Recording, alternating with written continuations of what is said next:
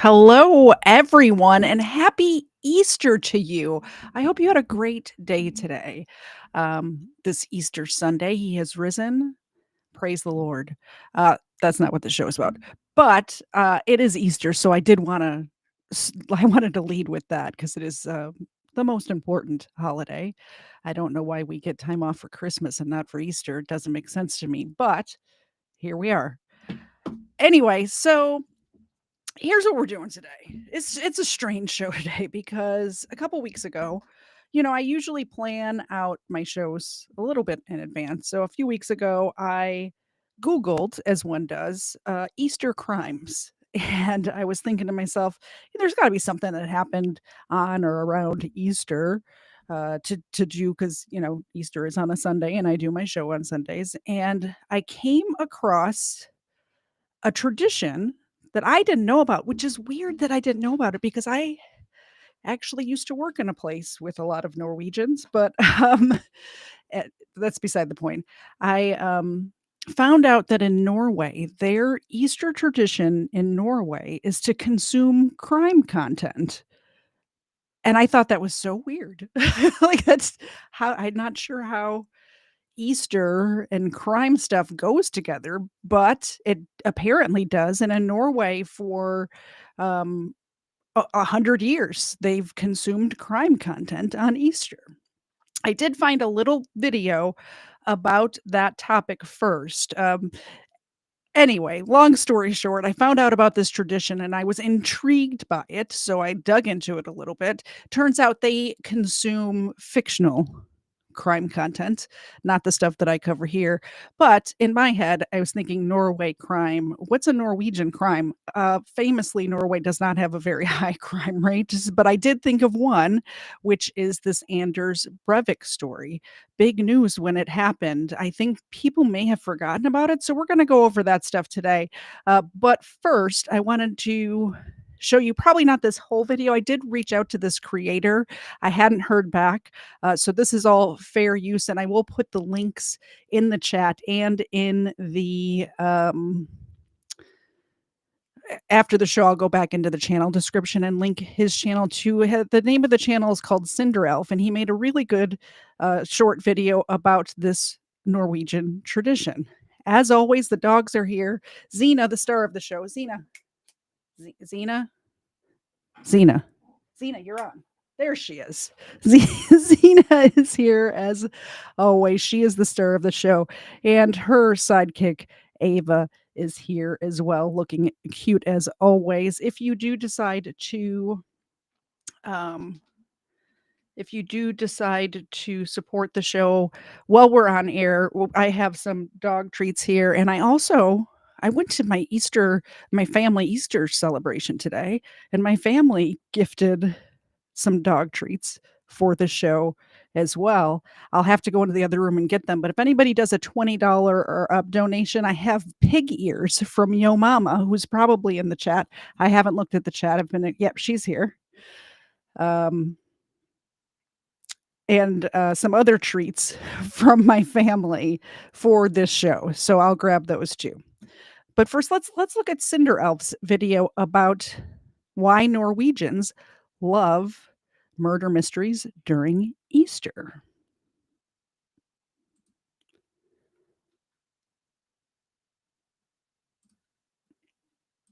In Norway, when Easter rolls around, something unexpected happens. It's not just cabin trips with friends and family, crossword puzzles, and sunny ski trips across snowy mountains. In addition, bookstores and TV screens are suddenly filled. By the way, this guy makes amazing videos. I've watched a couple of them, and it's a pretty small channel. So if you do enjoy this and you go over there and subscribe, let him know that I sent you. It's great stuff. Very well produced videos, way better than I do. The most heinous and brutal murders, because it's finally time for Easter crime. But why crime? And why during Easter?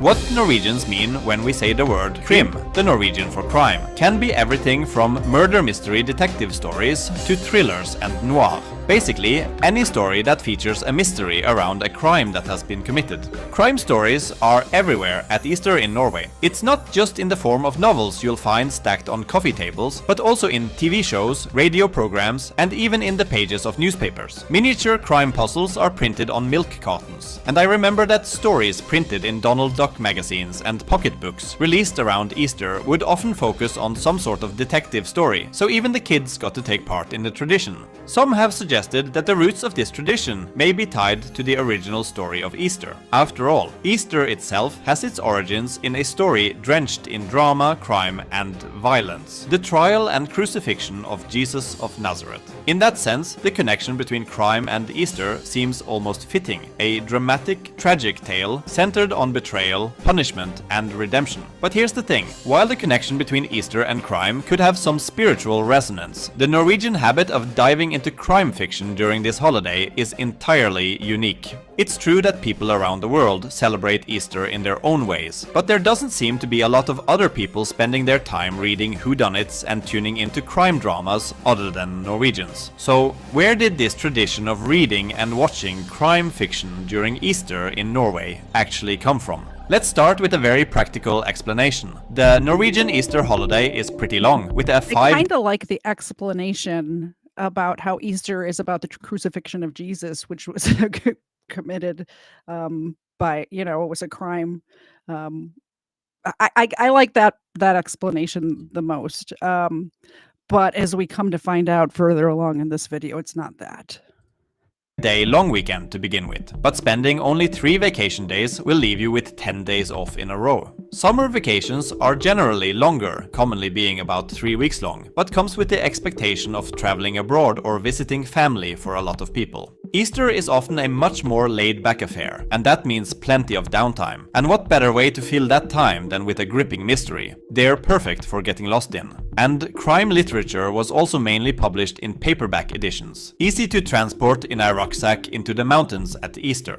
Many Norwegian mountains are scattered with old, tattered crime books, abandoned in the corners of cabins after their readers have finished their thrilling stories. In fact, if you were to go hiking in the Norwegian wilderness, you might even come across some forgotten crime novels that have been left behind. Books that were read and enjoyed, but never brought back down from the mountains. They've become part of the landscape, like relics of the past, or they've probably dissolved in the harsh Norwegian weather. But perhaps there's a deeper, more mysterious reason for the Norwegian obsession with crime at Easter. Some have suggested that our attraction to blood and violence during this time of year is rooted in our ancient pagan past. Before the rise of Christianity, pagans celebrated the arrival of spring with rituals that sometimes involved blood sacrifices. Now, okay, so this is a wicker, like what they're depicting here is a Wicker Man festival, they would call it, the pagans. I actually did a mini deep dive into this when I was talking about St. Patrick on St. Patrick's Day a few years ago. Apparently, this tradition where they would put real life human people inside of a wicker man and burn it alive is what St. Patrick saw in, he was British and he was a slave in Ireland, and he saw this ritual, which is what made him want to convert all of the pagans into Christians, so they would stop doing this stuff. Could the modern day thirst for blood through crime novels be a vestige of these ancient rites? No, it's capitalism. The true origins of the Easter crime fiction tradition dates back to 1923, when a Norwegian author named Jonathan Jerv published a crime novel about a robbery on the train traveling between... Okay, so I thought it was just Americans that did this, like Valentine's Day is capitalist, St. Patrick's Day that I just mentioned, capitalist. Christmas is turned so capitalist. Apparently it's all over the world. That's why Norwegians from the late 20s have been doing this tradition around Easter, is to sell books. Bergen and Oslo, colloquially called the Bergen Train, the Bergen Line, or the Bergen Railway. The novel was called The Bergen Train Robbed Last Night and was both set and released during Easter. Jerv and his publisher made a bold and innovative move. On the weekend before Easter Sunday, they ran a massive ad campaign in Norway's major national newspapers. The ad read, in large, bold letters, "The Bergen train robbed last night." To the average reader, it looked like a genuine news headline, an actual report of a crime. The publishers had cleverly disguised their ad as breaking news. This caused a stir, as many believed the train had truly been hijacked. The publicity stunt worked brilliantly. The book sold out almost immediately, and a new tradition was born. Jerv's novel became a bestseller, and the idea of publishing crime novels around Easter took off. The publicity surrounding Bergen train robbed last night was so effective that it essentially established Easter as the prime season for crime fiction. Today, more than 100 years later, Norwegian publishers continue to release crime novels specifically timed for the Easter holiday. The book was even so popular that it ended up being turned into a silent comedy film in 1928 called Snowshoe Bandits, or Thin Ice in English. This project was one of the first ever attempts to make a Norwegian entertainment film for the international market. The main roles were played by the married couple Aud Eggede Nissen and Paul Richter, both stars of German silent films in the first half of the 1920s, and was directed by Uwe Jens Kraft, a German actor, director, screenwriter, set designer, and film editor. The story is about a well-directed advertising stunt, where the character of Tom Haigberg is assigned to start an advertising project for the Bergen Railway. He brings along some friends, and on the night of April 1st, they strike, robbing passengers on the train. When the newspapers write about the attack, everyone just thinks it is an April Fool's joke. Easter Sunday happening to land on April the 1st in 1923, and the Bergen Railway becomes the talk of the nation.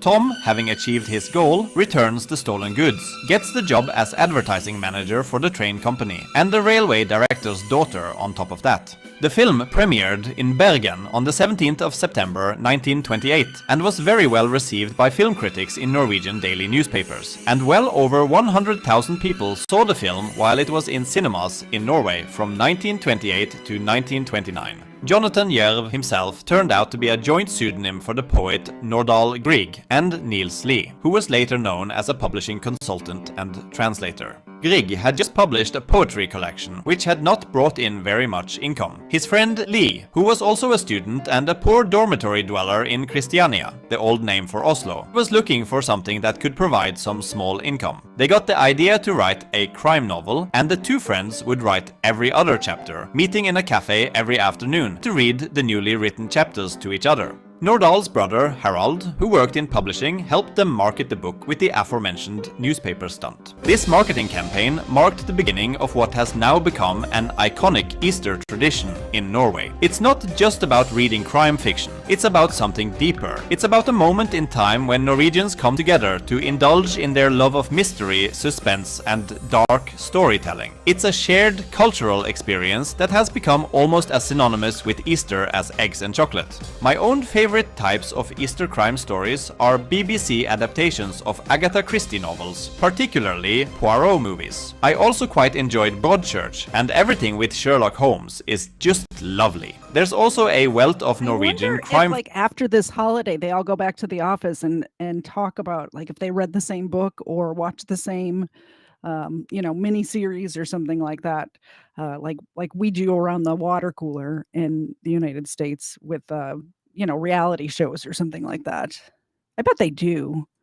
Fiction authors who I may or may not cover at some point in the future. But there's plenty good to be found there. So, for now, please like, comment, subscribe, share this video with anyone who might like it. Definitely go comment, like, share this video. I'm going to put it in the chat right now.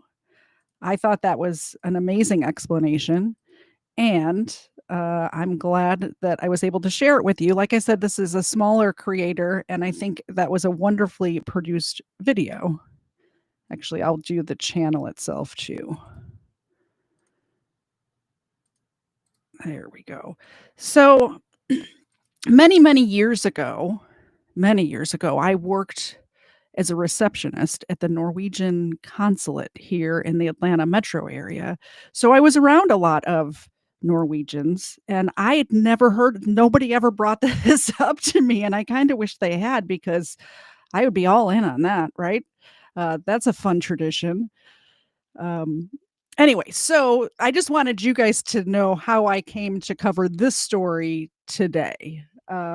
So I'm going to talk about Anders Breivik and the horrible things that he did in Norway. And he actually did this at the end of it was July 22nd that this took place, not at the beginning of April. But um, I guess we should just start at the beginning. So Anders, this jerk, um, was born February 13th, 1979 in Oslo, Norway, and he grew up in the west end of Oslo in a relatively kind of affluent neighborhood. It wasn't like rich people, but it was like upper middle class. Let's put it that way. It wasn't the poor area of town, right? His parents were separated when he was young. He was raised by his mother and his stepfather mainly. His childhood it says here his childhood was marked by a sense of instability and alienation, and he later described his experience. He later described experiencing difficulty fitting in with his peers. And when you ask people or people that knew him before this attack happened, they said he was kind of odd. He was kind of antisocial, kept to himself, that sort of person. He attended a local school, but he struggled academically and socially. He dropped out of high school. He attempted various entrepreneurial ventures. He had a company where he sold fake diplomas, which he was got into legal trouble for doing that. He also became involved in online gambling, which got him into a little bit of trouble. And that's a good point. We're done with the early life. Well, that's a good point to take a quick break and thank News Now Enemy for donating 5 gifted memberships. I appreciate that a lot. You know who else appreciates it? These guys. Let's get them some treats. And welcome to the new members. We are doing game night for the members a week from yesterday. So Saturday, the next coming up Saturday, we're going to do game night. There's one for Ava and Zena. Hi, Zena. Do you want this? There you go. And Zena got one too. Thank you so much for the gifted memberships. And Zena went back to be playing an ostrich. She's hiding her face. Oh, why is this like this? Let's see if I can fix this. So you can actually see. Ava loves to lay with her head hanging off the bed, like the weirdo that she is. So I have to adjust the tripod so you can actually see her. Especially when her now she's flopping over that way. Especially when her sister likes to play ostrich and hide her head in the pillows back there. So Anders spent a lot of time online. It's very, very troublesome. During his 20s, his ideology began to shift towards far-right extremism.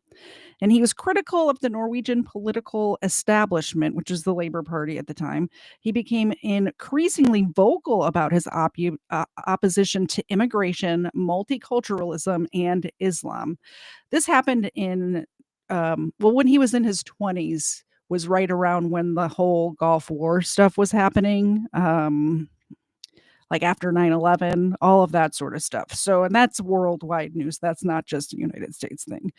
So there was a lot of anti-Islam hate going on at that time, and he got sucked into that.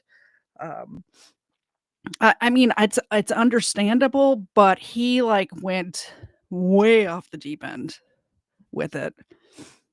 He joined the far right-wing Progress Party, but later distanced himself from the organization, feeling that it did not align with his increasingly radical views. Uh, his radicalization. Why did I write so many difficult words to speak? I'm the one that wrote this. Why did I do that to myself? I don't know. His radicalization accelerated due to his engagement in far-right forums and literature. So he's on all of these online, like, um, probably 4chan, that sort of stuff. He developed a belief in the necessity of violent action to protect European identity and culture from perceived threats. So, in 2002, he decides, this is according to his manifesto, by the way. We don't know this to be true. This is just what he wrote in his, you know, manifesto. He says he started planning this attack in 2002 when he was 23 years old. He started a 9-year plan to finance the 2011 attacks, forming his own computer programming business while working at a customer service company. He claimed his company grew to 6 employees and had several offshore bank accounts. There's no, like I said, this is just from his manifesto. He had made his first million kroner at the age of 24, which was about 80,000 US dollars. His company was later declared bankrupt, and Breivik reported for several breaches of the law. He then moved back to his mom's house in order to save money. Been there. And then he set up the first set of psychiatrists who evaluated him said in their report that his mental health deteriorated at this stage of his life when he lost his business and lost all of his money. Like, it just started going downhill from there, and he was already starting to get radicalized is not a word. You guys know what I mean. So in May of 2009, he started a farming company called Breivik Geofarm, and it's described as a farming sole proprietorship that was set up to cultivate melons, vegetables, including root vegetables and tubers. When I read that, I'm like, what the heck is the difference between a root vegetable and a tuber? I couldn't figure it out. If we have any horticulturalists in the chat, let me know what the difference between a root vegetable and a tuber is. Seems the same to me. It's like potatoes and carrots and beets and stuff like that. So in 2010, he visited Prague in an attempt to buy an illegal weapon, but he was unable to obtain a weapon there, and he decided to go through the legal channels in Norway and able to purchase firearms. So let's see, he bought one semi-automatic 9mm Glock pistol legally by demonstrating his membership in a pistol club in the police application for a gun license. So in order to own a firearm in Norway, you have to be part of some club, like some pistol club or whatever. It's not like here where anybody can just go buy a gun wherever. So he had to do all of this paperwork and get a license in order to own this firearm. He also bought a Ruger Mini 14, which is similar to like an M1 Garand, but it is a little more like customizable, like an AR would be customizable, sort of like that. But it's like a hunting rifle, pretty much. But you can add like a pistol grip to it and like scopes and stuff like that if you wanted to. So on June 23rd, 2011, a month before the attacks happened, he paid all of his outstanding credit cards. He had 9 credit cards with balances on them, and he paid them all off. And he had his neighbors said he covered up the windows in his house. A former neighbor described him as a city dweller. Remember, he moved out to the country to do this farming with the tubers and stuff. Sorry, I'm trying to read the chat and read my notes at the same time. Yeah, somebody said he sounds like a frauditor or a soft-sit. I'm not sure about, he just seems like a really far right fundamentalist.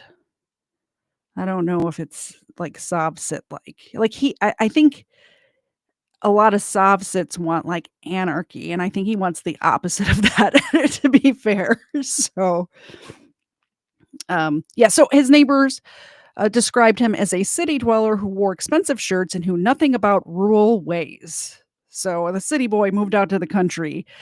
Now, The reason he moved out to the country is because he wanted to buy a bunch of fertilizer and other stuffs to make bombs with and not throw up any red flags. In late June 2000, or sorry, late June or early July of 2011, he actually,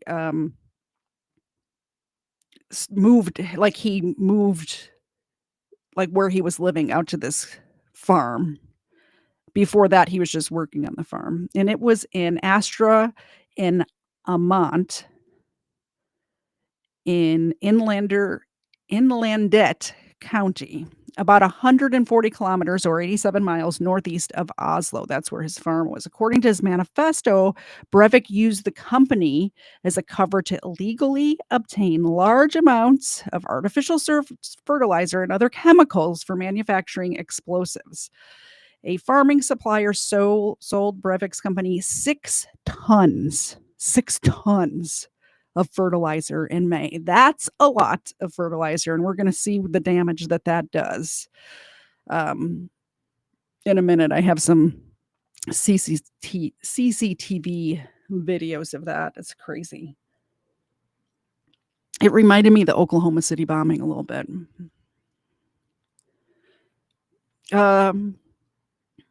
So after Breivik bought a small quantity of an explosive primer from an online shop from Poland, his name was among 60 passed to the police security services by Norwegian customs. And sorry, I lost my place. So 60 other people bought stuff in this online store and they were passed along to customs. But this was just before the attack happened. The information they found gave no indication of anything suspicious. So they did investigate it and they're like, "No, it's cool. He can have explosives primers." I guess he must have told them that he was using it for his farm or something. I know they use um explosives for like to break up rocks and stuff like that on a farm, so they must have had some sort of explanation for it.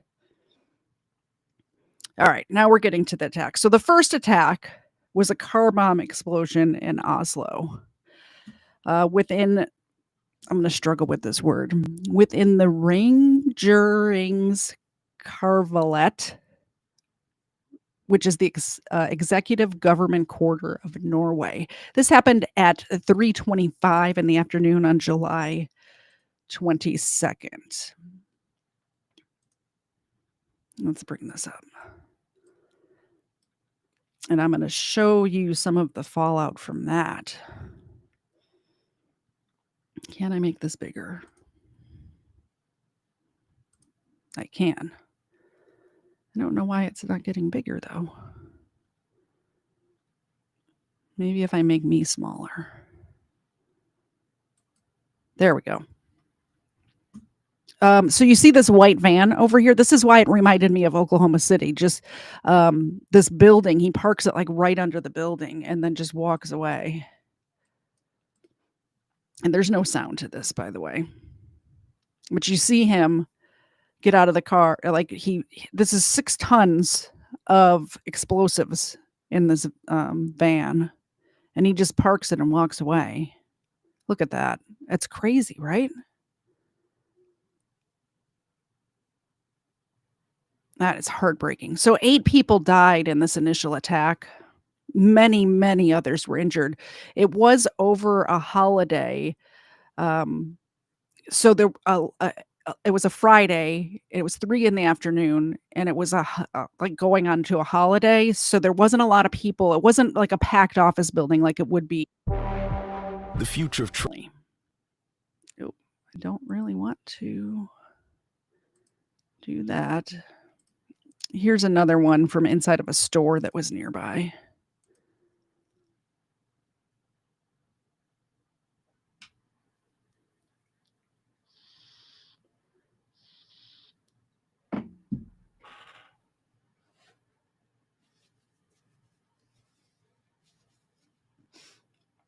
It's just heartbreaking.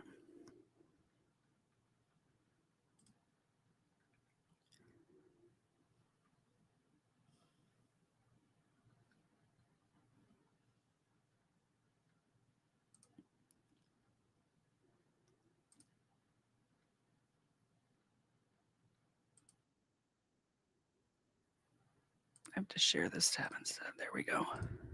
The devastation's clear to see in these pictures just moments after the Oslo bomb went off. An amateur cameraman walked through the rubble and into office buildings, capturing the human suffering caused by the blast.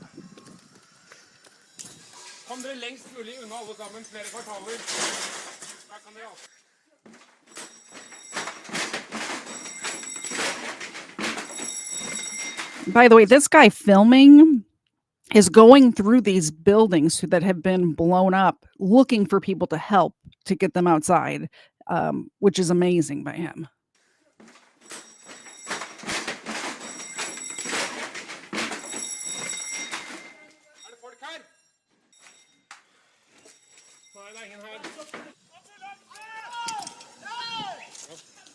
Dette er det verste Norge har vært med på, ja. I moderne tid. Så her, altså, det raser jo, ikke sant?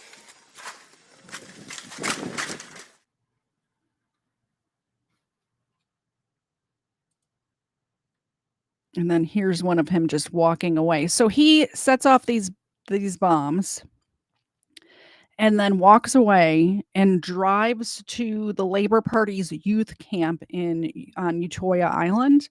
So all of the police in the whole area are concentrated on this attack that happened in like downtown area of Oslo while he's driving out of town. And this is him just... Images of a policeman, but chilling pictures of a mass killer. Norwegian Anders Breivik caught on camera, walking away moments before causing destruction on the 22nd of July. 6 minutes later, a massive car bomb would rock the centre of Oslo, 8 people dying in the blast. The 32-year-old wearing a fake police uniform and carrying a gun. The pictures believed to come from CCTV cameras. And it didn't end there. Breivik then drove 25 miles out of the capital, heading for Utoya Island and a Labour Party youth camp, shooting dead 69, most of them young people. Breivik admitting the attacks but denying criminal responsibility, calling them atrocious but necessary. Yeah, so I think that he definitely knew what he was doing. I think the bomb was just a distraction personally. This is just my personal feelings about it. Obviously, I don't know what was in his head. I didn't read his manifesto was like 1,000 pages long and it was in Norwegian and I did not read the whole thing. I read bits and pieces of it for this. I don't have that kind of time to read 1,000 pages of this guy's ramblings. But I think the reason why he did do the bombing, not necessarily to hurt people, but to get all the police away. So as you can see from that video, he was dressed up as a police officer. So the bomb goes off. He's already in his car. Like he had staged another car there to get away. And so he's already driving the 25 miles towards Utoya to basically gun down children. There was almost 600 children on an island. He gets to the pier. I should have had a map pulled up. You know how I love my maps. I could do that real quick. I can definitely do that very quickly. So he likes to, or he, I think he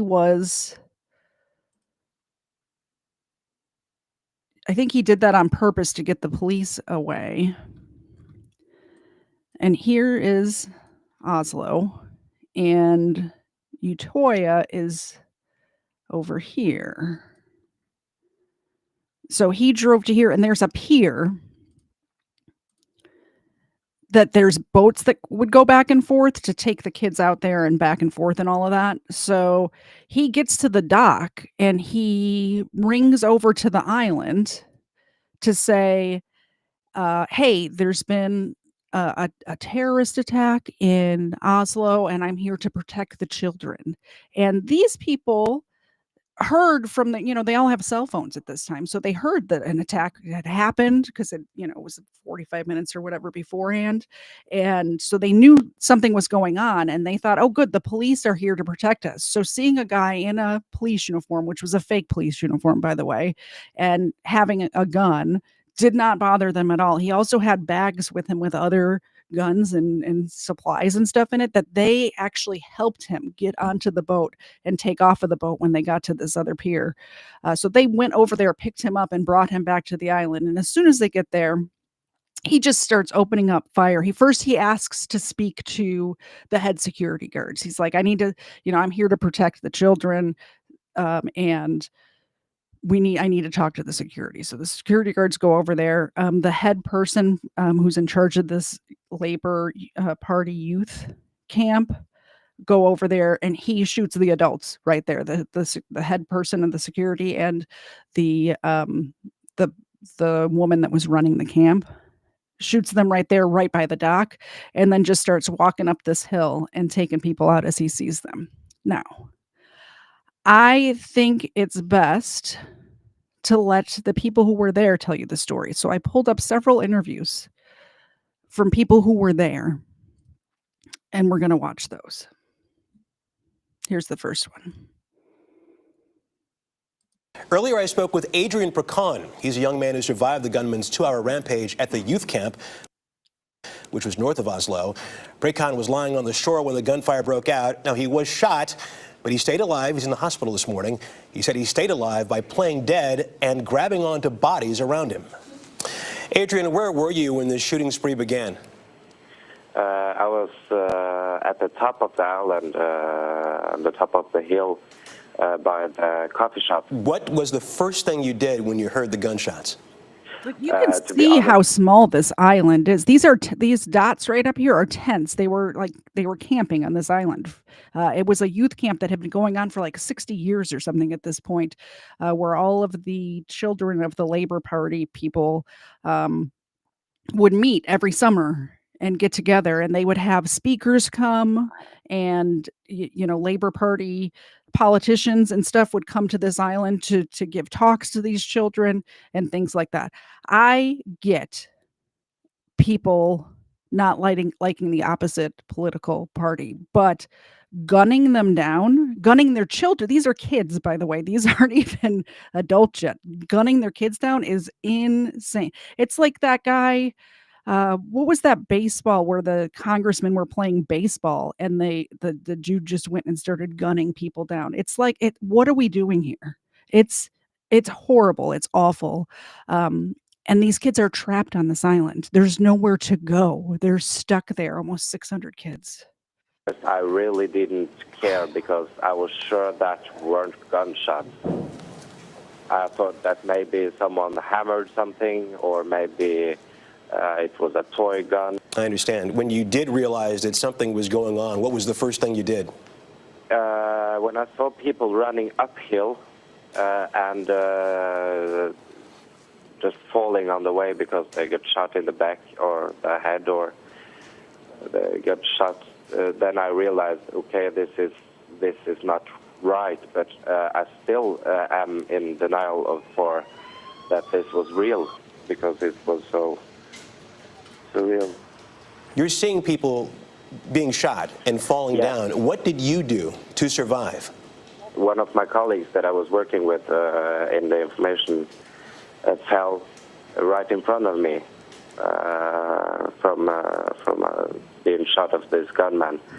And people started to approach him because they thought maybe this was a game or a training.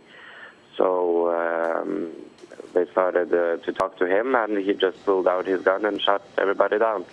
That's when people started running at me as well, trying to dodge the bullets that were just passing our heads, because it was a large open field. He just stood and shot at people like they were sitting ducks.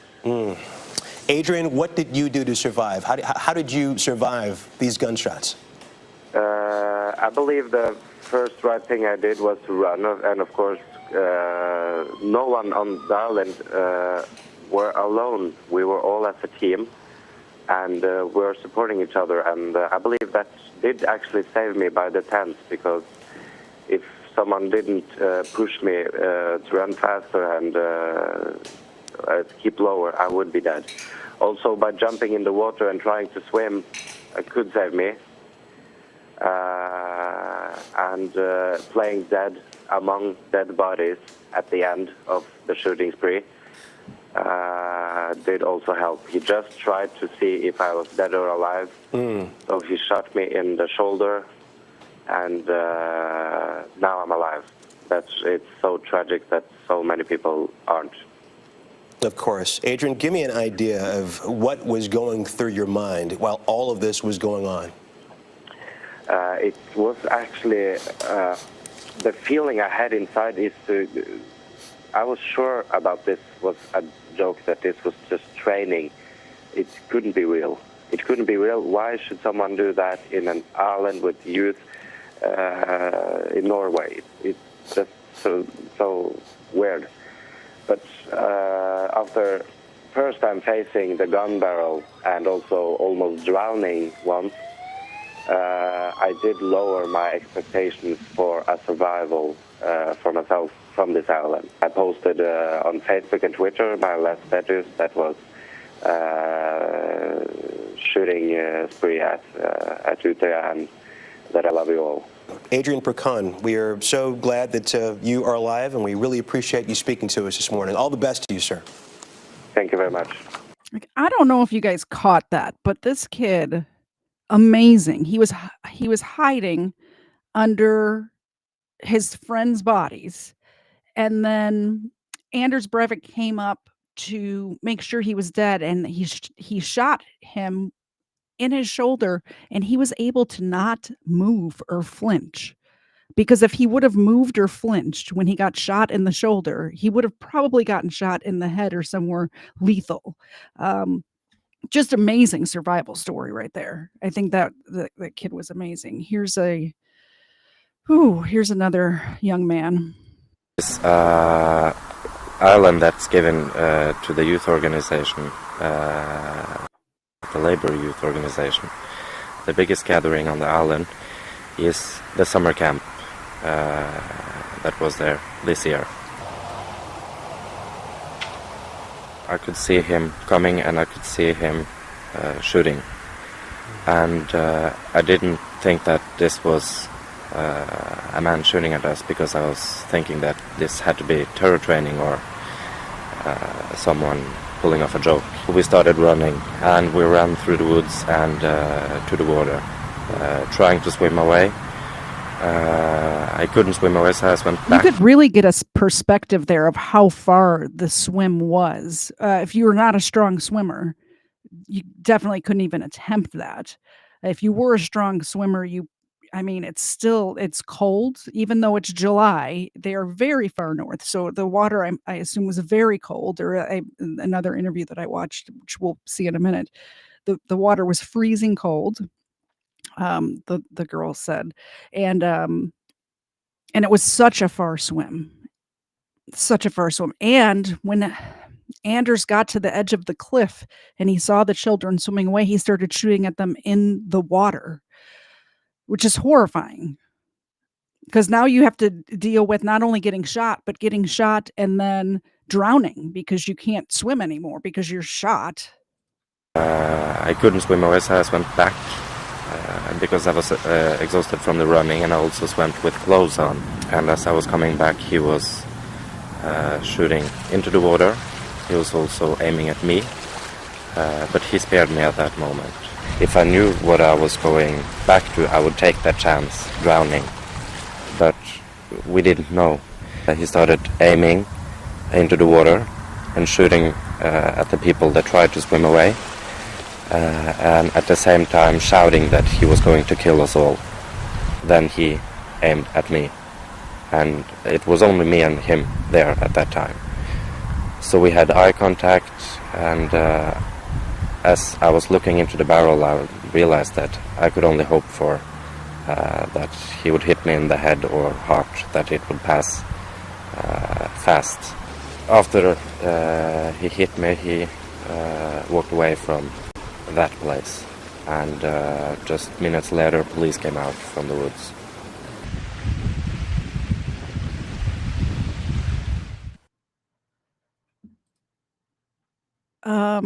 Rich is asking about the poll, which I forgot was up, but in Norway, they have an Easter tradition where they consume crime content for Easter. And at the beginning of this live stream, we watched a little video about that tradition. And I will close that poll because I totally forgot it's still up. It seems like 84% of you did not know about that. Like I said, I didn't know about it, and I worked at the Norwegian consulate for a little bit of my early life. So, yeah, I had no idea.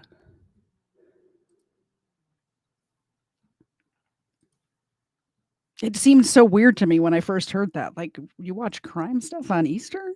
Weird. It turns out we dug into the tradition a little bit, and there's different reasons for it, but the main reason is consumerism. It's because the crime authors and people who produce like crime content in Norway want a reason to sell their goods, either their, miniseries or their books or movies or whatever the content is. They have a season for it, and it's springtime for crime in Norway. This is Ylva Swensky. Probably mispronounced that. I apologize to any Norwegians out there because I know I massacred the name of that building that was bombed. And I'm probably butchering all of your names too. And I do my best, and I'm not good at other languages, and I apologize. Heard that a bomb had went off in Oslo, and so everyone just gathered in this building to get information. And when that was over, the meeting was over, we from the northern part of Norway just gathered in the camp. We had like this northern Norway camp in the middle of the area. And suddenly I started hearing like a lot of noise, like, gunfire. But Did you know that's what it was? No, I didn't realize it. I thought, or I hoped it was like this fireworks or maybe something like that, just to mess with us because of the bomb. But then there was a lot of young people just running at us and screaming like, "Yeah, we're getting shot at! We're getting shot at! You have to run!" But I thought, are you kidding? What? This is crazy. So everyone just kept standing there and just was really confused. And then, there was a lot of people in front of me, and I am not very tall, so I couldn't really see anything. Because we were kind of looking at the building. I don't know if she says it in this interview. I saw a couple of interviews with this young woman, with Ylva, but she was only 14 years old when this happened. She's a little bit older, obviously, in this interview. But 14 years old, imagine going through this experience, and you all, kind of the situation from the first two interviews we watched. Excuse me. Sorry, I had a frog in my throat. But going through something like this at the age of 14 years old, this, I'm sure, affected her, still affects her every day. I can't imagine going through something like this in those formative years. All of these, the youth camp was for kids. The oldest ones there were like, besides the adults, were like 20 years old. So anywhere from like preteens all the way up to 20 years old. Very young people. This is a life-changing event. Cafe building, and then the people in front of me saw someone get shot in front of the building. And then everyone started running. And I still didn't understand why we were running, but I just kept running because everyone else was. And I wore this like rain boots, really high, heavy rain boots. And I fell because it had rained a lot, so it was a lot of mud. It was very slippery. And then I saw this bullet just fly over my head and just hit the ground like 2 meters in front of me, maybe. You could see the bullet? Yeah, I could see it was a bullet. I've seen enough movies to know it was a bullet. And so I got up and kept running to what we call the love path. And there it was a lot of young people just,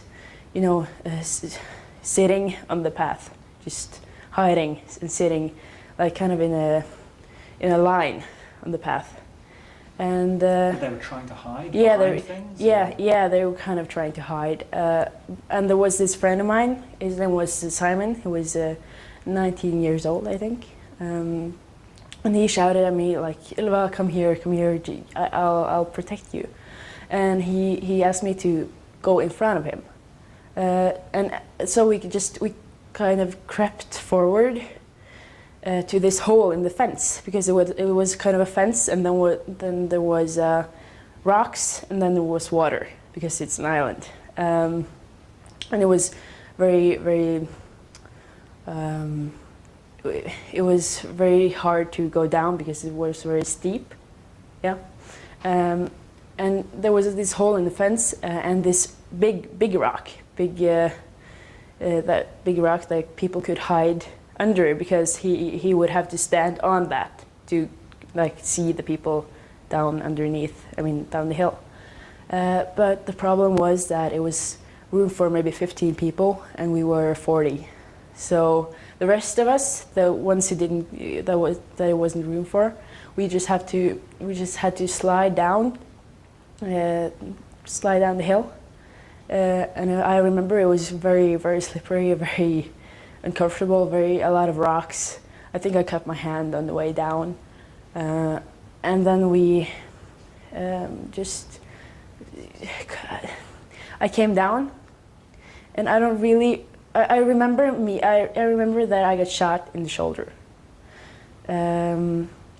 Because I knew I was shot immediately, because I just realized, because I felt this. It didn't hurt. It was like someone had hit me really hard, so hard that I couldn't feel it anymore. And this is here? This is here, yeah. This has nothing to do with this. This is just something else when I was 12.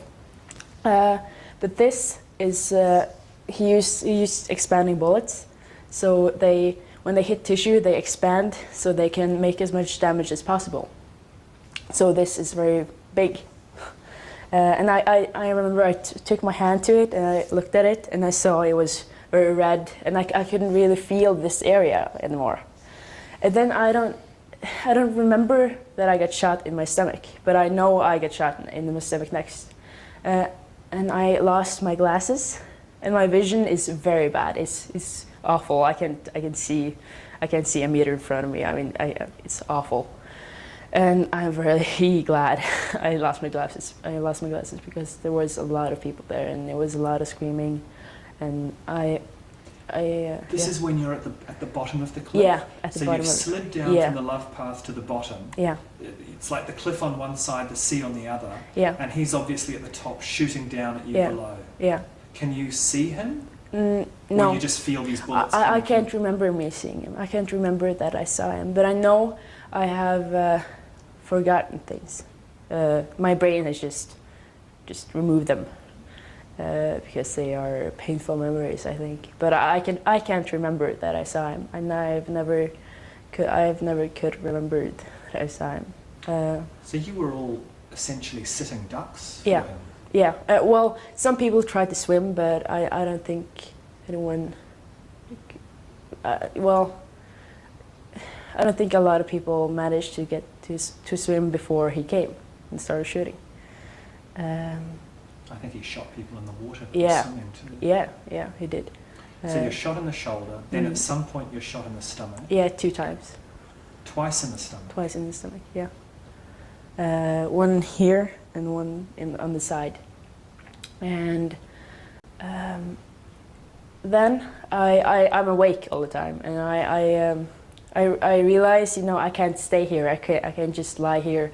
So I see this jacket between 2 rocks, and I roll to that jacket while I'm shot. And now I'm between the 2 rocks, but he's on the top of the hill, and I'm on the bottom. But he can still see my legs, I think. So I get shot twice or one time in both of my thighs. And I remember that very well because that hurt. That was really painful. I remember that very well. And then I'm not really sure what happened, or I mean the time. I don't really. I have no idea how long it went on, but I know he came back once, but I didn't realize it at the time. I think I was very. I don't think I was very conscious. I was conscious, but I wasn't really there. You know, I held myself here all the time just to not bleed, you know, that much because I couldn't just stop the bleeding everywhere. By the way, she probably saved her own life by putting pressure on that wound, because the amount of time it took for them to capture him and then get help to these kids was hours. It lasted for hours. So by her, when she said that, it reminded me of, oh my gosh, I'm going to feel so bad for not remembering this victim's name, but there was Kevin Cooper's victim. What was his name? There was a child that was, throat was cut and everyone else in the house died, and he ended up putting his fingers in the wound to prevent him from bleeding in his neck, and he ended up living. And when she said that, it really reminded me of it's driving me nuts that I can't think of the victim's name. I apologize to that man. I'll think of it. I'll let you know when I think of it. I was in such a position that it wasn't possible for me. So I held my hand here on my shoulder, and I looked at my watch just the whole time, and I was there for maybe an hour and 45 minutes, I think, because we were maybe in round 3 when we were shot. I mean, my group, you know what I mean. So I was there for a long time, really, and I was awake all the time. And there was this girl that was lying next to me, and we were just kind of talking, you know, what's your name, how old are you, where are you shot. I remember she was shot in the stomach and the arm, but both of us were conscious and just... His name was Josh Ryan, by the way. It was the Ryan family, and then a friend was sleeping over named Christopher, but it was Josh Ryan who ended up putting his fingers in that wound and saved his own life. Yeah, and I remember I was really thirsty, and I just thought a lot. I mean, while I was staying there. What were you thinking about? Well, I was thinking about a lot of things.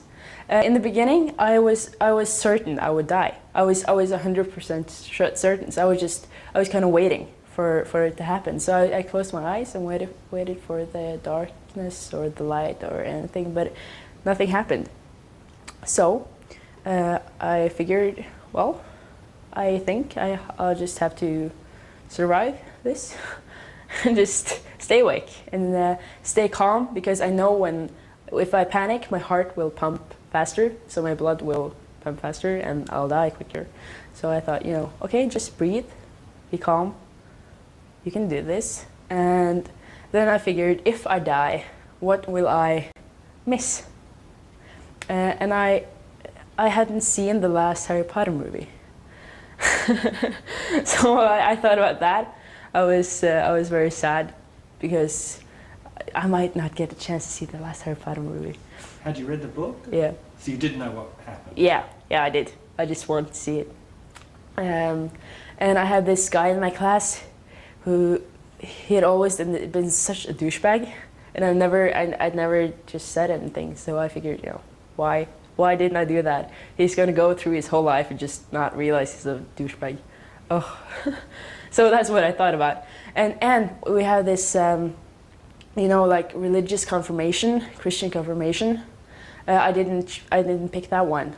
You know, when you, it's like a ceremony when you just can't. You can do a non-religious version. Yeah, you can do a non-religious version, and I did that. And I figured, maybe I should have done the Christian one just in case. But I figured, no. Were you thinking anything about what had just happened to you and why? Like, did you? No, I didn't. I didn't think about. I didn't think about who the guy was. I didn't think about anything. Why he was there? There's just some crazy guy at your summer camp shooting people. Yeah, I just figured it was just crazy, or I don't know. I didn't really think about it. A lot of people did. I've spoken to a lot of people afterwards, and all of them thought about, why did I? I'm super curious if she's told this guy she was talking about. I'm super curious if she reached out to this kid from her class since then and told him, "Hey, you're a douchebag. Just wanted to let you know that, just in case nobody's told you before. I need to let you know that." Shot, why, stuff like that. I didn't at all. I just thought about, You're 14. Yeah, I was 14, Yeah, and I thought like, I'm 14, but I've led a very good life. So I've led a better life than a lot of people if I were born in maybe a different country. So I figured, if I die now, it could be worse. I've always been a very positive person, really.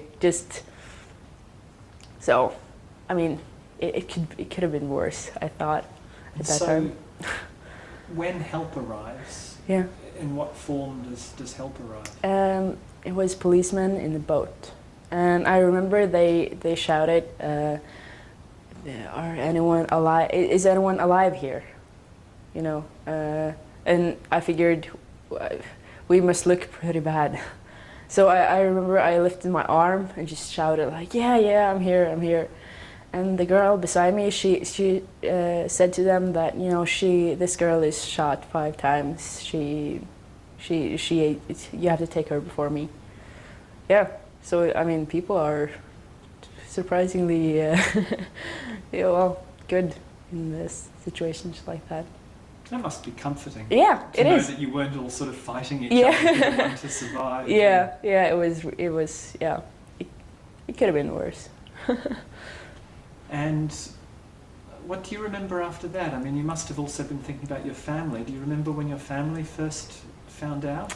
Well, I was in the hospital for a while afterwards. How long were you in the hospital for? 3 weeks and 4 days, so almost 4 weeks. And almost a month. The 5 bullets that you took, what damage did they do? I mean, you were shot twice in the stomach. Yeah, they damaged my intestines, so they had to remove some of them, part of my intestine. Yeah, but no arteries were hit. No arteries, nothing like that. A bit of my medical words. Bukspyttkjertel. Huh? Pancreas. Yeah, a bit of that, but I mean, it was nothing major, and my lungs were just also a little bit shot, but it was okay. It was. I still have my lungs, both of my lungs, and they work. So. So you got off surprisingly lightly. Yeah, I did. 5 bullets. Yeah, I did. I was shot 5 times, and I work fine, really. I can never be like a sports, like a great sports, a great athlete. No, that was never the plan. Never. So it's okay. You're going to bear the physical scars of those bullets for the rest of your life. Yeah. How do you feel about that? In a way, it's okay. It's okay. It's I mean, as long as my body parts works, then I think it's okay. I mean, as I said before, I bear my scars with dignity because I got them for something I believe in.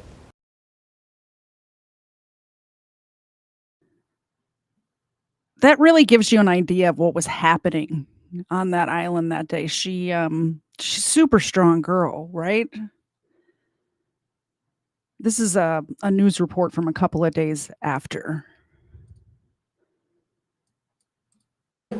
Well, while we are here, I was also getting information about that search now is over. And that means that Nordre Buskerud, who is responsible for the search, has concluded with that there is no more people to search for. So that's the reason. Well, we have done a lot of work there already, but there's still some work to be done, and we have also a great job to do to take this island back to normal conditions so that we can release it for the owners. There were dead people and the wounded people. And the wounded were very badly wounded? Yeah, some of them. And the rescue team take care of them. Have you seen anything like it before? No, never in my life. Has it affected you in any way? Yeah, it does. We go out there and try to be professional, but we are human beings. Yeah. Oh, I played that one just because that the policeman at the end, that woman, she really summed it up well. You know, we're human beings too, and it was just such a difficult thing to for even the officials to see. Thank you very much for the gifted membership, News Now Enemy. I appreciate that. You know who else appreciates it? This little. I've been calling her a terrorist for almost 2 years. But when I'm talking about a story about an actual terrorist, I don't think I want to use that term for her name. Plus, she's like 2.5 years old now. She's not really that much of a terror anymore. When she was a puppy, she definitely was, though. Ava definitely appreciates it. And Zena back there will wake up for it. There you go. And thank you very much for the treats that were sent to the P.O. box. By the way, if you guys want to send the dogs any gifts, the P.O. box is in the channel description. Thank you so much, Rich, for the $2 super chat. Good boy / girl doggy treat. They're both girls. Mr. Zed is severely outnumbered in the house. It's me, it's Ava, it's Zena, and Mr. Zed. So we used to have a dog named Fritz, who kind of kept it balanced here, and and now Fritz passed away a couple of years ago when we adopted Ava. Once Fritz passed away, we adopted Ava, and now Mr. Zed is severely outnumbered. There you go, Ava. Zena's an old girl back there. You don't have to wake up. It's okay. Oh, that was such a bad throw on my part. It landed on her.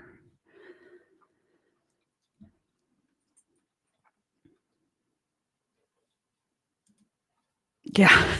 Yeah, you don't really want to go around the park or shopping center shouting terrorist. Yeah. No, probably not. Probably not. But I'm telling you what, when this one was a little baby puppy, she tore everything up. She tore up. We have no throw pillows in our living room at all anymore. They're all gone. Just anything she can get her teeth on, she would tear up. I have one more I actually have a couple, but I'm not going to play them all because But I have one more that I do want you to see. This is a girl that was visiting from Ireland and was at this youth camp, and she's got a perspective that I think is interesting. Thank you so much, Lisa B. Yes, I have not been to my P.O. box is not. It's not near my home for obvious reasons. So I have to go to it, but I do know that you had told me that stuff was delivered. So we will get there. We were going to go today, and they were the it's like a mailboxes, etc. sort of store or whatever, like a mailbox place. But they were closed today. So we will get there tomorrow or Tuesday morning maybe and grab those, and I'll get a box out to Kfar sometime this week. So he should have them sometime this week. I have some stuff I want to send for Mrs. Kafar anyway. So thank you very much for the $2 super chat. There's one for Ava. And Zena, can you catch this maybe? She did it. She caught it just for you, Lisa. She did that just for you. Okay, we'll do this last interview and then I'll get into the trial and his prison life, which is just ridiculous. This guy is... I don't know if you know the difference between American prison and Norwegian prison, but Norwegian prison, like if you're going to go to prison somewhere, it's kind of where you want to go. Great conditions, but he's complaining about his conditions in prison. After you saw what he did, 77 people, 77. And he's complaining that he doesn't have an Xbox in prison, or I think it was he had a PlayStation, but he needed a newer PlayStation because the PlayStation that he had was obsolete. He's complaining about this in prison. Let's watch this interview first. We'll get to that. This guy pisses me off. Still reeling from the bomb blast that ripped through Oslo on the 22nd of July this year, those taking part in a youth camp on the island of Utøya were understandably shaken and upset. However, hours later, the camp was in disarray as people fled for their lives following a shooting spree by right-wing extremist Anders Breivik. Ellen Lestrange was one of those lucky to escape with her life. Well, we were sitting in an office, my brother and myself, at the summer camp, and we heard a noise, and I was sure almost at once that it was gunshots. And we heard people screaming. We heard young people that we knew well screaming and running, and we didn't know where to go, so we just sat still until the shooting started in the room next to where we were, and we could hear people being shot. Yeah, my brother locked the doors and told me and another friend who was in the room with him to close the door and lie down on the floor, so we did. And we were there for about a minute, and I remember thinking that someone's shooting, this can't be happening. And I looked at the walls and they were plaster. You could shoot through them. And it wasn't until we heard the shooting in the room next door that we realised that we had to run for it. So we had to make a run and run into the woods and down to the water.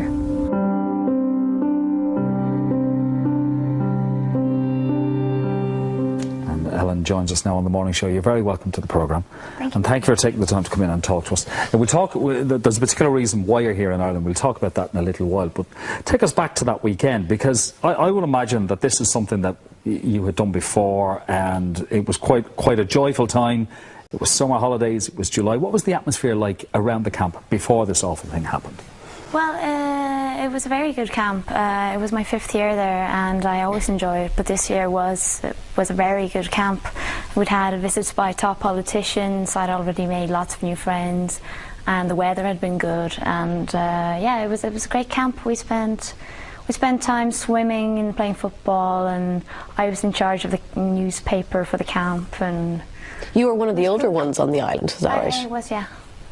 So, and I had my brother with me for the first time as well, so I was very happy about that, and he seemed to be fitting in very well.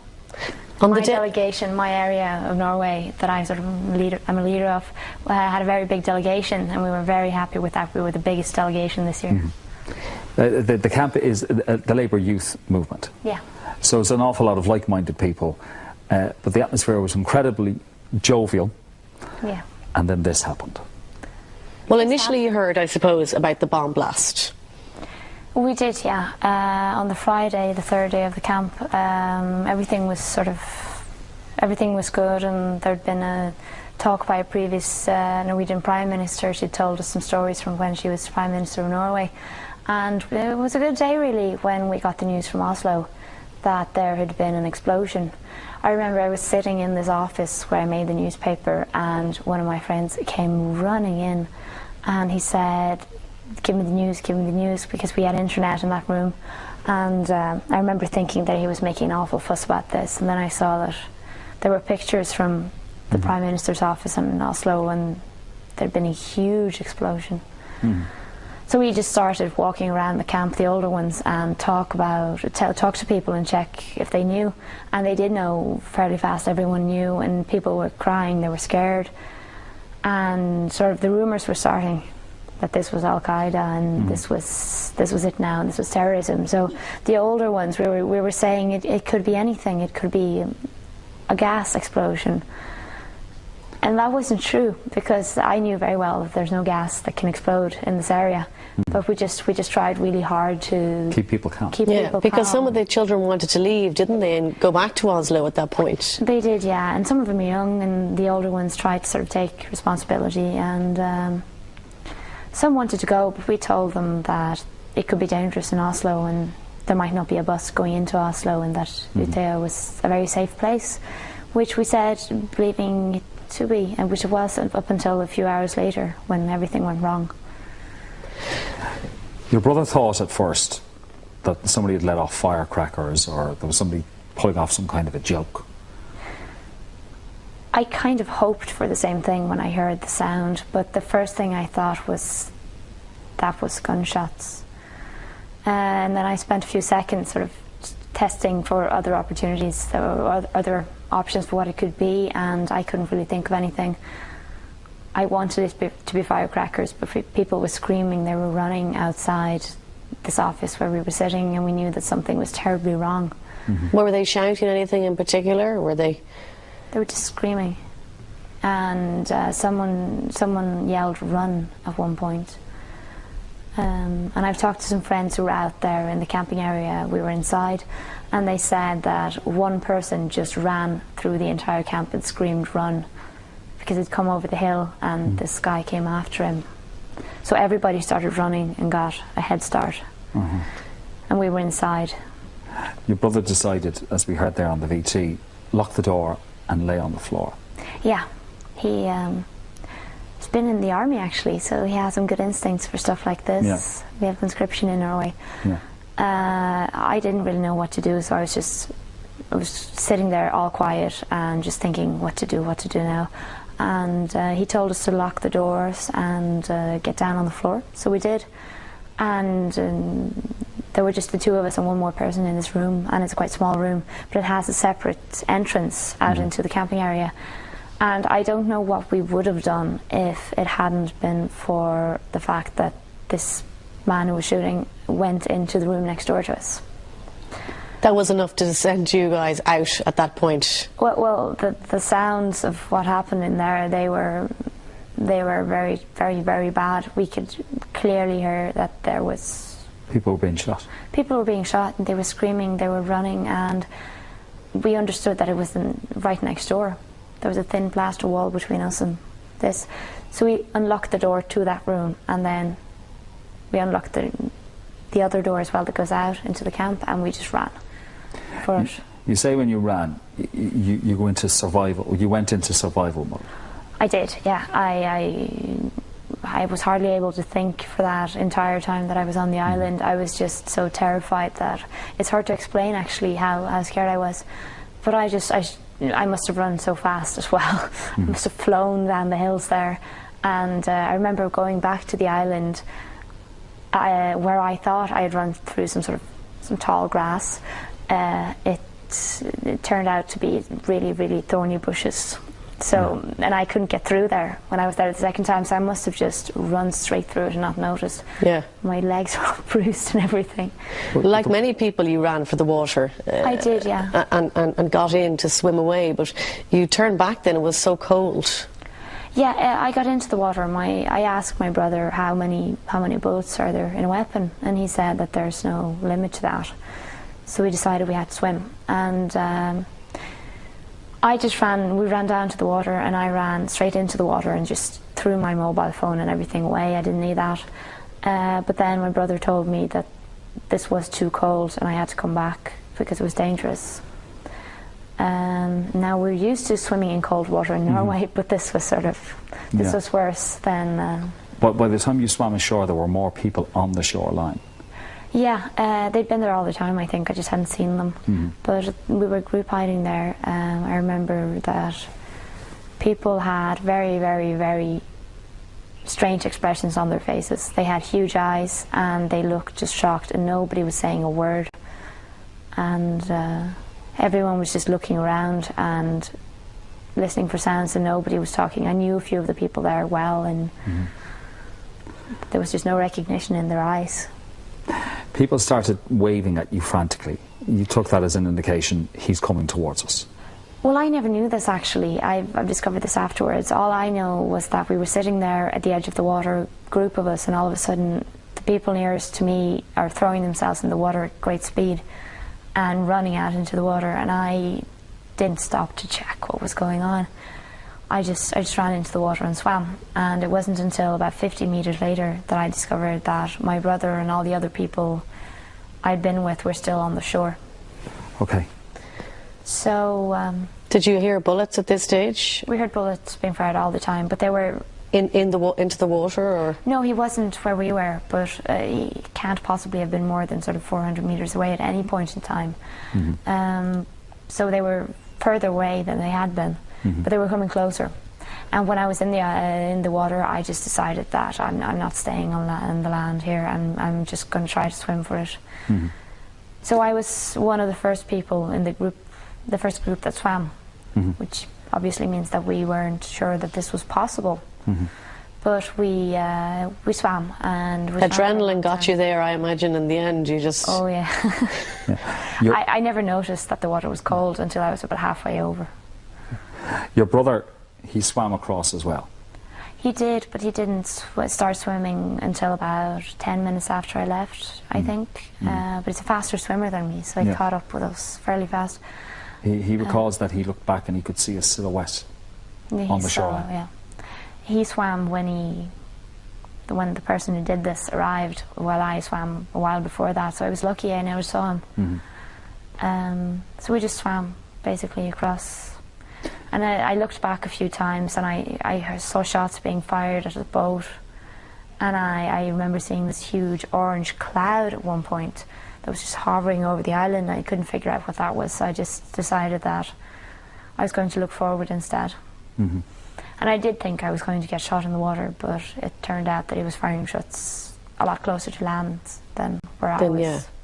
You did escape, and you're here today to tell the tale. How are you today? How are you sleeping well at night? Is this coming back to you all the time?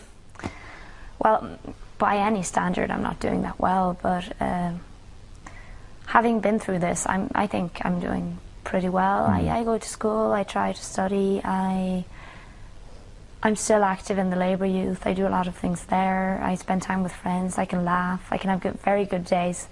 But like everyone else, I have sleeping problems, I have no appetite, I'm very scared of loud sounds, sudden sounds, and I can get very scared from things that happen. Well, this is something that only happened recently as well, and this is something that you're trying to cope with and trying to deal with. The actions of this man they were racist actions. Yeah. And you're here in Ireland, and you're here to help in the fight against racism. I am. I was very glad to get an invitation to visit an event by an organisation called Show Racism the Red Card. They work with young people in schools, and they work with sports, sort of football players. And when I was invited to this, I had to check for 5 minutes what this was, and then I said, yes, I'd love to do that. Because ultimately, to me, this can never make sense. What happened to me is just sort of the terrible thing that happened. There's no reason for it. But if I can in any way do anything to make anything better, to make anything good come out of this, then I would gladly do that. And if I could, by coming here, help an organisation do important work, then of course I would. And racism is a problem even when people are racists and don't shoot people. It's a problem with non-violent racism as well. Well, what happened and what you experienced is something that we would never want any of our children to go through, or would never want to go through ourselves. I know you go into survival mode, as you did when that happened. And for people on the outside looking in who can say, well, in that situation I would have done X or Y, they can't even comment on what they would have done until they've been through something like that. We wish you well with your recovery. We thank you for coming to Ireland. You will have noticed Ellen's very obvious Dublin accent, because there's an Irish connection. Your dad is from Sutton, and he's been living in Norway for a lot of years. But we thank you for making the journey to talk to us today, and thank you. And we wish you good luck in the future. Thanks so much. Me.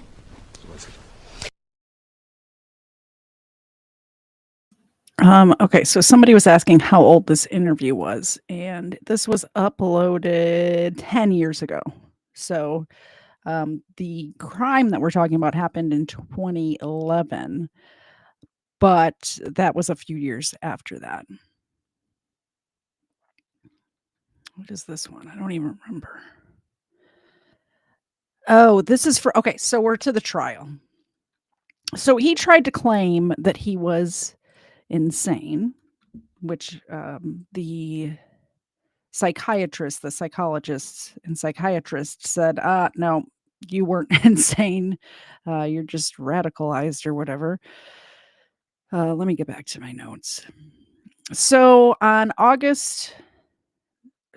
April 16th, 2012, in an Oslo courthouse, under the the trial began in April of 2012, and the trial went on for several months. Like I said, the psychiatrist said you weren't insane. You can't claim insanity. So the trial continued and lasted several months, like I said, which I don't even understand how you could claim, like, they arrested you in the act of shooting children. How can you claim you didn't do this? I don't get it.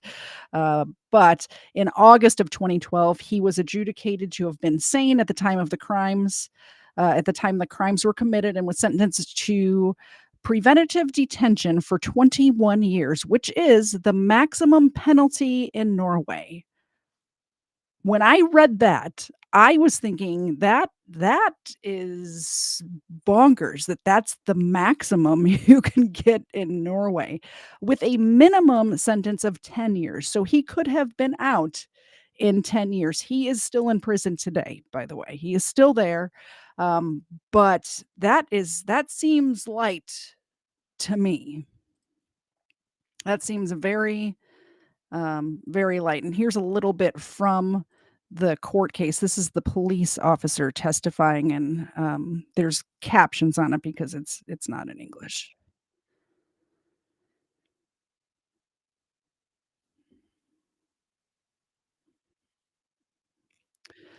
This picture is taken on July 23rd. You recognize the pontoon. When the defendant arrived at Utoya, he had a large black trunk, which you will see soon. He received help to take it up towards the main building.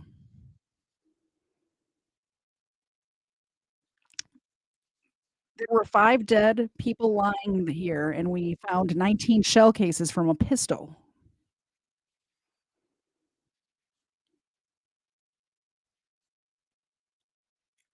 Where the arrow is pointing on the path there were 10 dead bodies, and another 5 people were shot and killed in the area. The next picture shows the part of the path. The dead people were lying here on the path.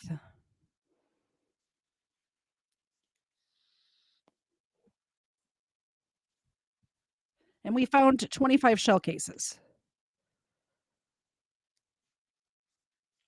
5 from a pistol and 20 from the rifle.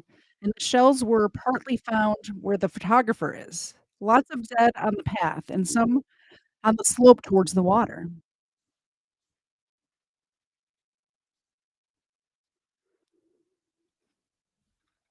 So that's just a little taste of the hearing. This is Anders' father talking about him.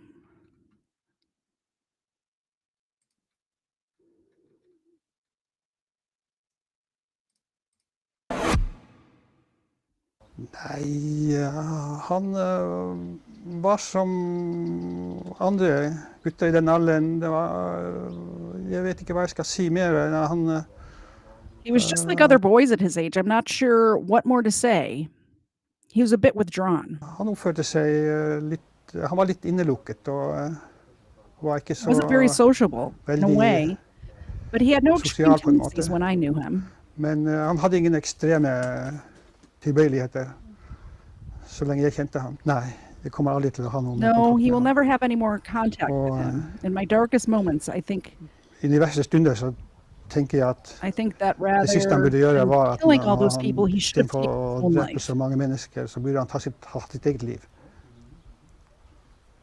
Det er sterke ord fra Those are strong words from Ja, my father. det er det, men når They jeg are, tenker tilbake på det som har what has skjedd, happened, I get so så upset. ble jeg helt I still fortvilet. don't understand. Og jeg forstår fortsatt ikke hvordan sånt kunne skje.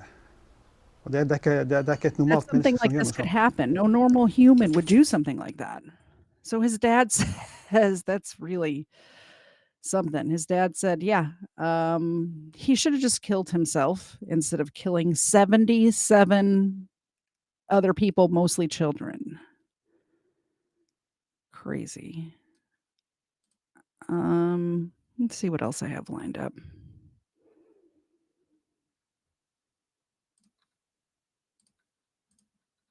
A Norwegian court has sentenced Anders Breivik to 21 years in prison for the killing of 77 people in twin terrorist attacks in July last year. Judges had been considering whether to deem Breivik mentally sound or insane, in which case he would have been sent to a psychiatric ward instead of to prison. The 5 judges were unanimous in ruling that Breivik was sane. Well, for more on this, I'm joined from London now by our Europe correspondent, Philip Williams. Good evening, Phil. Can you tell us what you've learnt about the judgment so far? Well, it's a 90-page judgment. It's still being read out. It will take several hours and 2 judges take it in turns to read it out. But the basis of it really is that he's sentenced to 21 years, a minimum sentence of 21 years, although parole can be looked at after 10 years. Now, that's a technicality. Given the severity of the crimes, it's almost certain he won't be considered for that. And even after Okay, so that's why this is why I wanted to play this interview. So when I read that he got 21 years with the eligibility of parole after 10 years for killing 77 people, 77. I thought, wow, they really need to get stronger sentences over there in Norway. They need to, do something about that. And if this ever happens again. But what this gentleman goes on to explain is that the only way he can get out, even after 21 years, is if he's deemed not to be a danger to society anymore. And as we'll see, I don't think that's going to happen. 21 years, he can still be held if he's deemed a threat to society. So it's likely he'll spend the next couple of decades in jail and possibly longer.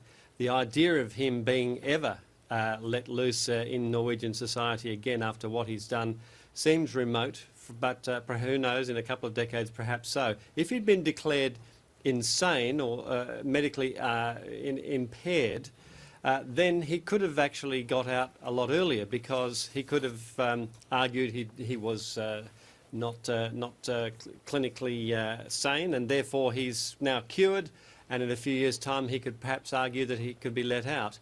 He didn't want that, because he said he wanted to basically give veracity to his claims that he was protecting society against multiculturalism, particularly against a Muslim invasion of Norwegian and European society, and therefore if he'd been insane, those would be dismissed, and now that he's declared sane, that he is actually now regarded, his ramblings, his 1,500-page manifesto and what he said afterwards have some validity.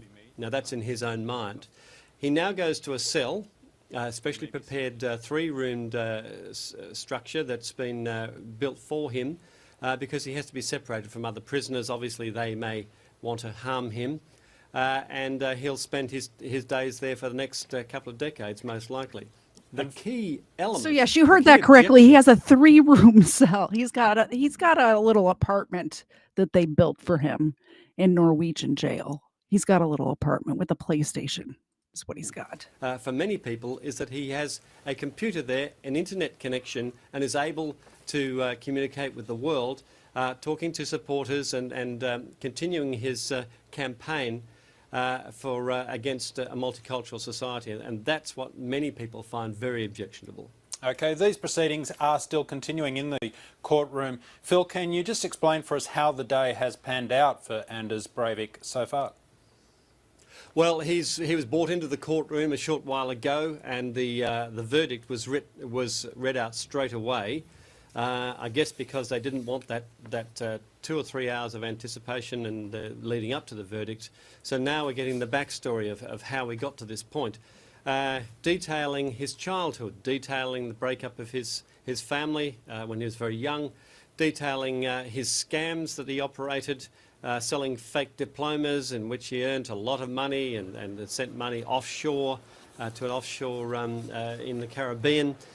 All sorts of details of his life that led up to the point where he meticulously planned this attack.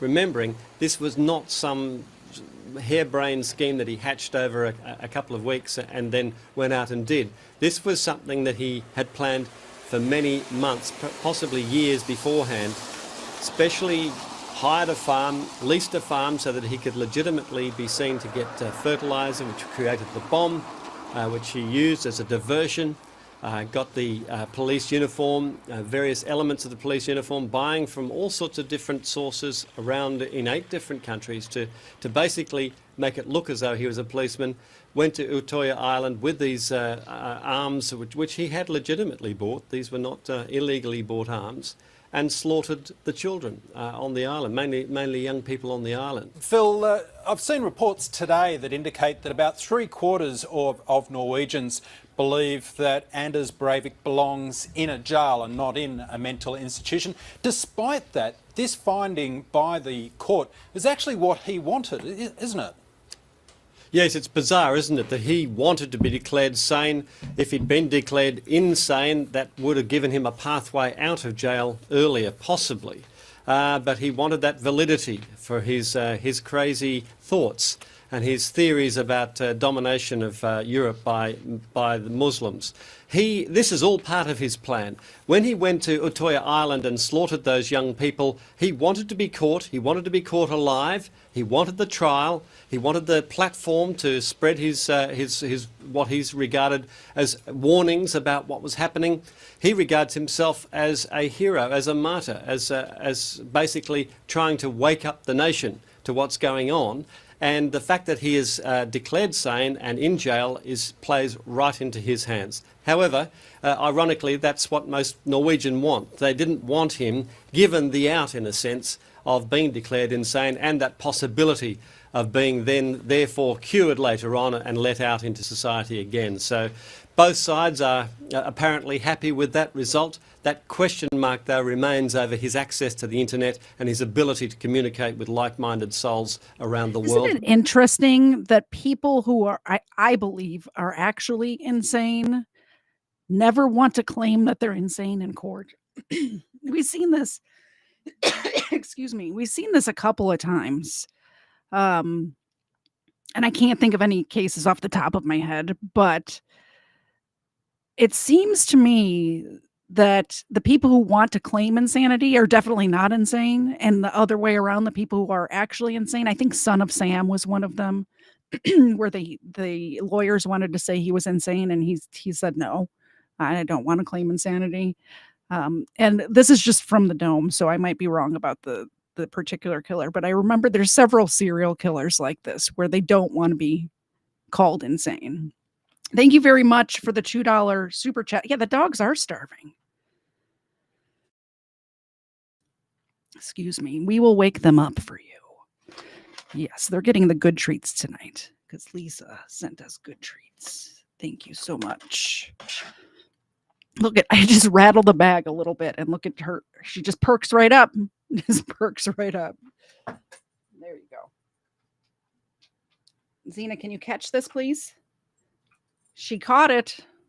It's funny when when I'm giving them the good treats, she catches it every time. Those little mini milk bones, there's probably 20 of them behind the bed where it like bounced off her nose and flew behind the bed. Dogs are starving. Yes, they are. Thank you so much. Frauditors suck. Which he has done, and that causes huge offence, particularly to the survivors and those whose loved ones were killed by him. What's likely to be the impact of this outcome across Norway, given that there's been other repercussions of that awful day over a year ago, with the Norwegian National Police Commissioner stepping down That's earlier a good this point, month. Claw. I haven't been to Europe lately, but from what I understand is there is a lot of Muslims in Europe these days. So just like when we were talking about Eric Rudolph and Ted Kaczynski, maybe not all his ideas are bad, but the way he went about it, horrific, horrible, disavow, absolutely. But I think you might be right about that. That's what I've heard anyway. Like I said, I have not been to Europe. I haven't been to Europe since like pre 9/11. I haven't been to Europe in a very long time. So As a result of a litany of failures found by an independent report into the police response to the twin attacks. Yes, he was a casualty too. It was decided in that report that the police had acted far too slowly and got to Utoya Island far too slowly, and many more lives could have been saved had they reacted more quickly. Even Breivik himself said he was surprised at how slowly they'd got there. He'd expected them within an hour. He had an hour and a half to systematically walk around that island, shooting people at will and not challenge. In the end, it was he who called the police and said, "I'm ready to give myself up." Extraordinary stuff. But basically what this has done, ultimately, is galvanised the Norwegian people. In a recent poll, more new Norwegian people now favour multiculturalism and look favourably towards migration than they did before. thanks for letting us know, Richard H. I didn't the media lies. The media lies all the time. So we don't really know what's going on unless we go check it out ourselves. More Norwegians are proud of their origins and proud of their Norwegianness than they were before. So in a sense, it's worked exactly the opposite to what he had hoped would happen. He wanted effectively this to be a spark for some sort of revolution where there was the political classes, particularly the Labour Party, people would be put in jail, possibly even executed for what he regarded as crimes allowing multiculturalism. That, of course, is a diatribe that he can continue from his cell because of the internet connection. But of course he's off the streets, he can't set bombs, but he can still inspire others in his current situation, even though he's locked away for the next couple of decades at least. Is he ever likely to be released, Phil? It's hard to see how, isn't it? He would be regarded, and rightly, as a complete monster that had wreaked such terrible pain on this country.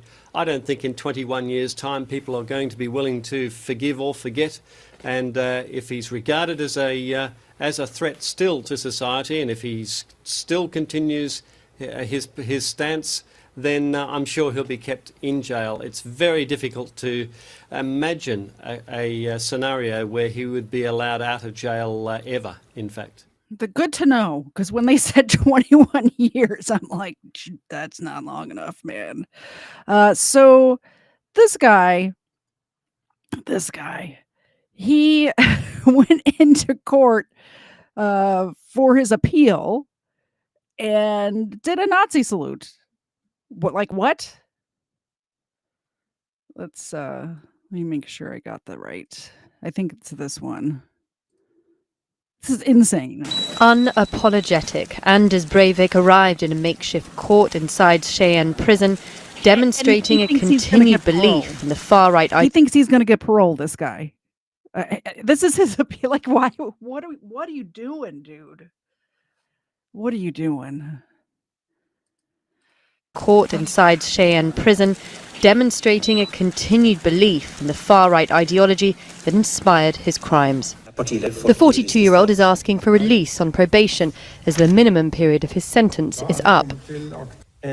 Today I renounce all forms of violence and terror, along with the objectives in the manifesto, and I give you my word of honour that this is behind me forever. But this doesn't mean that I won't keep fighting for a national socialist takeover of Norway and the West. Breivik murdered 77 people on July 22nd, 2011. 8 died when he detonated a car bomb in Oslo. He then travelled to the nearby island of Utoya, where a group of teenagers were on a Labour Party youth camping trip. He killed 69 of them. It was Norway's worst peacetime atrocity. But his psychiatrist says he still shows no remorse for his crimes. Prosecutor Hulda Karlsdottir outlined why he should not be granted parole. As the court sees it, the psychiatric prognoses have to be used as a base. Even if the defendant is not diagnosed with a personality disorder, his crimes could just be seen as the result of a deviant personality. This means that the defendant, after serving a sentence of 21 years in prison, would still remain a very dangerous man. He should remain in prison. Lisbeth Royland, whose daughter was killed by Breivik, heads a family and survivors support group. She fears giving Breivik a platform could inspire like-minded extremists. My biggest fear is that we will have the opportunity to spread his message to other people, like we know that Munchausen, who had the terror attack on the mosque in Norway, was also inspired by Breivik, and there might be many others. Breivik is serving Norway's maximum prison sentence of 21 years, which can be extended indefinitely if he's deemed a continued threat to society. The routine hearing will last for a maximum of 4 days. 4 days in which families of his many victims and survivors will no doubt relive their pain. Charlie Angela, Al Jazeera. Thank you, Charlie Angela. I appreciate that. So, yeah, it doesn't show a lot of remorse, right? I don't remember what this video is that I put in here. Okay, so he goes on to appeal for better prison conditions because he's kept in solitary because they're afraid people are going to want to kill him. So it's really for his own safety. And he thinks that that's unfair, that he does not have any... he doesn't have any friends in prison. Now, keep in mind, he does have a PlayStation and a computer and a 3-room basic apartment, basically, in this Norwegian prison. But that's, he says his human rights are being violated.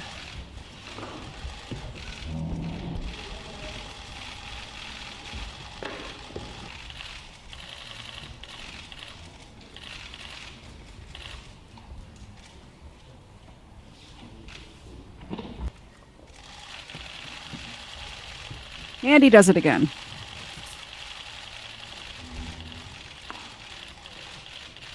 Did you see the officer roll his eyes? Our goal is to get better conditions in his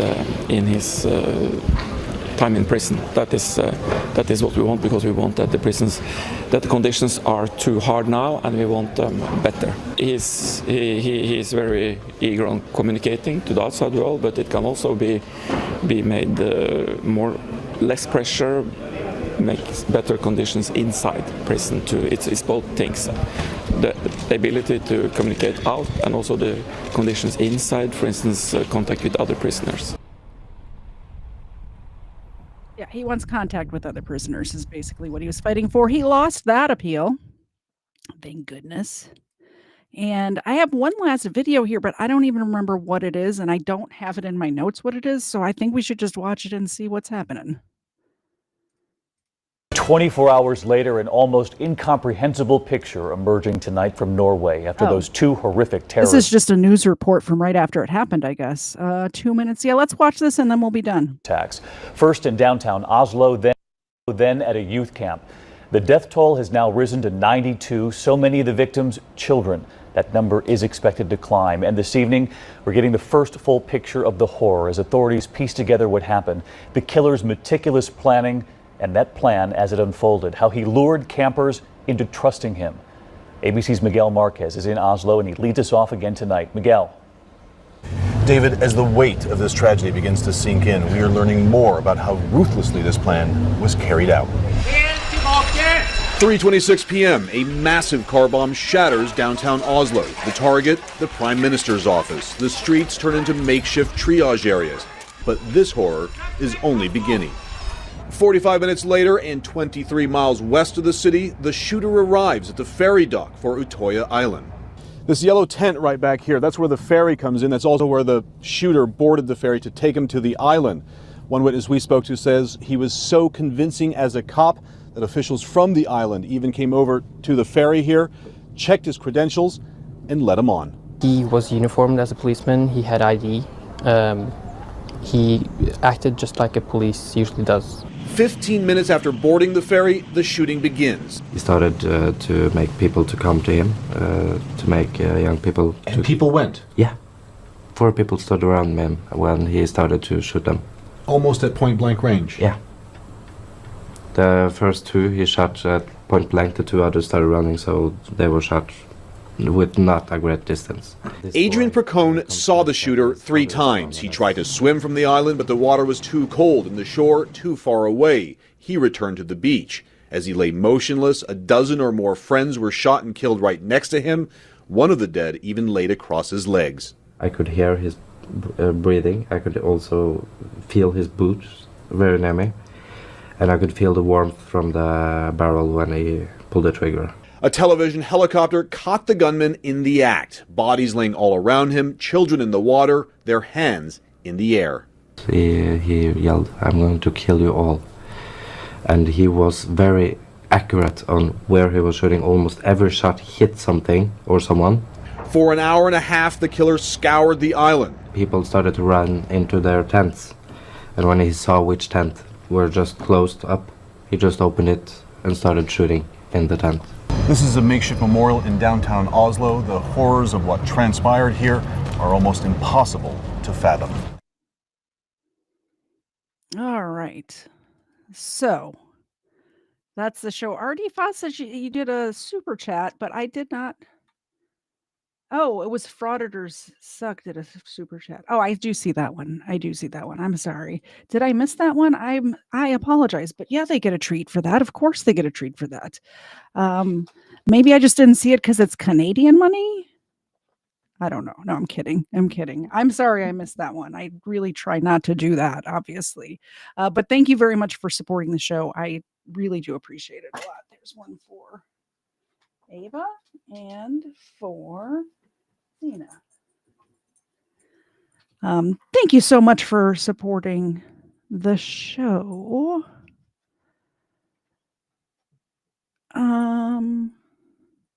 I just want to make sure I didn't miss anything else. So I'm pulling up the fan funding. We got gifted memberships from News Now, Rich H, Lisa B, and Frauditors Suck. I think I got them all. Thank you so much for supporting the show. If you can, hit the like button. If you're still here and I happen to like what you're seeing, I'd appreciate that. Subscribe if you're not subscribed. All of the YouTube things. Do all of those things.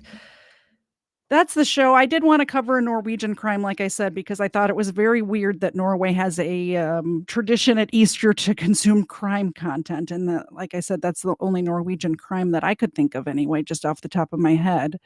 What do you guys think of this guy? Like, I understand where some of his thoughts are coming from, just like most of the other people that I talked about a second ago, Ted Kaczynski, Eric Rudolph, all of those people. I understand where their ideas are coming from. I try to understand people, but this is never the way to go about it. This is never the way to get your message across. There are a million other ways that you can get the message across without killing 77 people. It's horrific. All of these, you saw these beautiful children that we saw the interviews from, just starting off in life, right? Just starting off and have their whole lives in front of them. They have families, they have parents, they have grandparents, they have siblings. What a loss. One of the statistics that I read when I was researching this, that out of all of the citizens in Norway, 1 in 4 people were affected by this event. I think that's a higher number than Americans that were affected by 9/11, where 6,000 people died on that day. So it's a big deal, and it really affected the country a lot. And I really hope, I should have looked into it more, but I really hope they change their sentencing regulations or statutes to where if this ever does happen again in that country, we can put people away forever and not have the not have them being able to get out in 21 years. And 10 years. He could have got paroled in 10 years. He could have been out already if he would have, not walked into court doing a Nazi salute all the time. He may have been able to convince the psychiatrists that he was fine now and not a danger to society. So I think different laws needs to happen over there. Anyway, that's the show. We will see you actually special Monday night. A gentleman who you may have seen in the chat, not tonight, but sometimes, named why can't I think? I'm so scatterbrained. Hold on a second.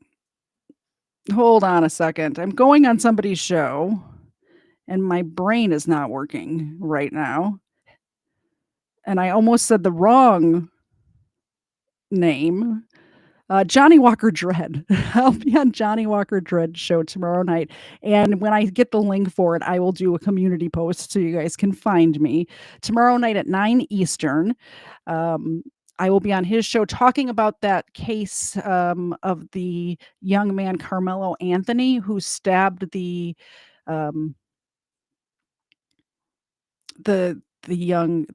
high school student in Texas. We're going to be talking about that case on his channel tomorrow. So if you want to find me tomorrow night at 9 Eastern, like I said, I will do a community post tomorrow sometime with the link to find me there. And then, of course, as always, Booze and Body Cams on Wednesday nights with my friend Kafar.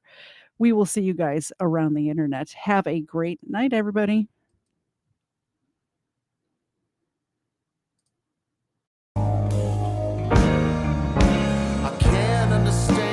What you're saying, we're late stage in the catacombs, shuffling a single card today, broken table trying to play some ping pong.